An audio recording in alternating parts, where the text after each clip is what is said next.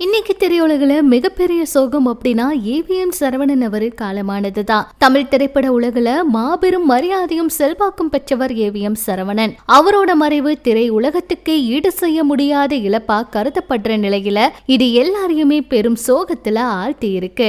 AVM நிறுவனத்தோட உரிமையாளரும் முன்னணி தயாரிப்பாளருமான AVM Saravanan அவரு காலமாயிருக்காரு. வயது 86. கொஞ்ச நாளாவே உடல்நல பிரச்சனை அவருக்கு இருந்திருக்கு. காலை 5:30 மணி அளவுலதான் அவரு உயிரிழந்திருக்காரு. இதை தெரிஞ்சுக்கிட்ட பிரபலங்கள் எல்லாருமே கண்ணீரோட நேர்ல வந்து அஞ்சலி செலுத்தினாங்க.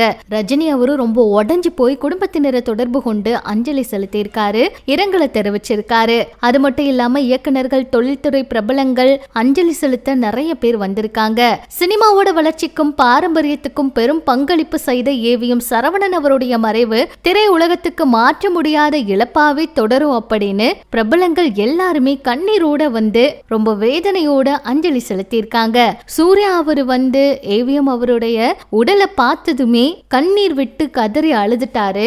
நேற்று அவரோட பிறந்த நாள், இன்னைக்கு வந்து காலமாயிருக்காரு அப்படிங்கிற செய்தி எல்லாருக்குமே வேதனையை கொடுத்திருக்கு. இந்திய திரைப்பட கூட்டமைப்போட தலைவர், அகில உலக திரைப்பட தயாரிப்பாளர் சங்க துணைத் தலைவர், தமிழ்நாடு சுற்றுலா வாரியத்தோட பண்பாட்டு கழக இயக்குனர், சென்னை மாநகர சரி போன்ற பொறுப்புகளை வகிச்சிருக்காரு. இவரு தமிழக அரசோட கலை மாமணி விருது, புதுவை அரசின் பண்பின் சிகரம் விருதெல்லாம் கூட இவருக்கு கொடுத்திருக்காங்க. நடிகர் பார்த்திபன் அவரெல்லாம் கண் கலங்கி வந்தாரு. சிவகுமார் அவரும் கண்ணீர் விட்டு அழுதாரு. அதே போல விஷால் அவரும் வேதனையோட வந்து அவரோட நினைவுகள் நிலைத்து நிற்கும் அப்படின்னு சொல்லி பதிவிட்டிருந்தாரு. பிரபலங்கள் எல்லாருமே ரொம்பவே வந்து உடைஞ்சு போயிட்டாங்க. சினிமாவை உயிர் போல நேசிச்சவர் அவரு அப்படின்னு ரஜினி அவர் வந்து ரொம்ப வேதனையோட இந்த ஒரு பதிவை பதிவிட்டிருந்தாரு. திரைத்துறையை உயிருக்கு உயிரா மிகவும் நேசிச்சாரு. நான் ஏவிஎம் தயாரிப்புல 9 படம் நடிச்சிருக்கேன். அது எல்லாமே ரொம்ப பெரிய வெற்றியாச்சு. இதுல முரட்டுக்காலை உள்ளிட்ட படங்களும் அடங்கும். மறைவு வந்து ரொம்ப வேதனையை கொடுத்திருக்கு. அவரை இழந்து வாடுற குடும்பத்தினருக்கு என்னோட ஆழ்ந்த இரங்கலை தெரிவிச்சுக்கிறேன். அவரோட ஆன்மா சாந்தி அடையட்டும் அப்படின்னு வேதனையோட பேசியிருந்தாரு.